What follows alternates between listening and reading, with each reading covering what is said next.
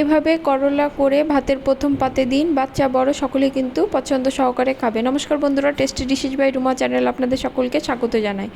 আজকে আমি করলার একটি রেসিপি তৈরি করছি। এর জন্য আমি কড়া বসিয়ে দিলাম। কড়াতে তেল দিয়ে তেল গরম হলে লম্বা করে কেটে রাখা আলুগুলো দিয়ে দেব। আলুগুলো একটু লাল করে ভেজে তুলে নেব। ওই তেলেই দিয়ে দেব করলাগুলোও কিন্তু আমি লম্বা লম্বা করে কেটে নিয়েছি। করলাটাও কিন্তু আমি লাল করে ভেজে নেব। করলা এবং আলু ভাজার সময় আমি অল্প নুন যোগ করেছিলাম, এতে ভাজাটা সুন্দরভাবে ভাজা হবে। এবার ওই কড়াতেই আরেকটু সর্ষের তেল দিলাম। তেল গরম হলে এতে ফোড়ন দেব কালো জিরে এবং কাঁচা লঙ্কা। ফোড়ন থেকে সুন্দর গন্ধ বেরোলে এর মধ্যে একটা ঝুরি করে কেটে রাখা বড় মাপের পেঁয়াজটা দিয়ে দিব। পেঁয়াজটা দিয়ে একটু ভেজে নেব। পেঁয়াজটা কিন্তু খুব কড়া করে ভাজবো না, একটু মজে এলে এর মধ্যে একটা বড় মাপের টমেটো কুচি দিয়ে দেব। আর দেব নুন দিলে পেঁয়াজ এবং টমেটোটা সুন্দরভাবে ভাজা হবে এবং বেশ মজে আসবে।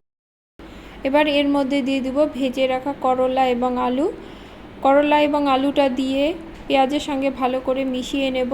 মিনিট খানিক ভেজে নিয়ে এর মধ্যে দিয়ে দিব হলুদ। ভালো করে মিশিয়ে নিয়ে এর মধ্যে দিয়ে দিব বেটে রাখা সর্ষেটা বাটার সময় আমি 2টো কাঁচা লঙ্কা অ্যাড করেছিলাম। বাটিটা ধুয়ে অল্প জল দিয়ে দিব, দিয়ে ভালো করে কিন্তু 2 মিনিটের মতো কষিয়ে নেব। সবজি সেদ্ধর জন্য আমি জল দিয়ে দিলাম। জল দিয়ে ভালো করে মিশিয়ে নিয়ে 7 থেকে 10 মিনিটের জন্য ঢাকা দিয়ে রান্না করে নেব।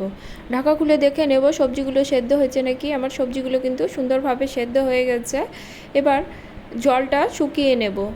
গ্যাসের ফ্লেমটা বাড়িয়ে দেব, দিয়ে 3 মিনিটের মতো রান্না করে নেব। তাহলে এই ঝোলটা কিন্তু শুকিয়ে যাবে। স্বাদের জন্য অল্প পরিমাণে চিনি দিয়ে দিলাম। চিনিটা অপশনাল, আপনারা পছন্দ না করলে চিনিটা স্কিপ করতে পারেন। মিনিট 3 পরে দেখুন আমার তরকারিটা বেশ মাখো মাখো হয়ে গেছে। গ্যাসের ফ্লেমটা অফ করে দিব, দিলেই আমার কিন্তু তরকারিটা রেডি। ভিডিওটি ভালো লাগলে লাইক কমেন্ট করবেন এবং সাবস্ক্রাইব করে পাশে থাকবেন। দেখা হবে পরে কোনো রেসিপি নিয়ে। ধন্যবাদ।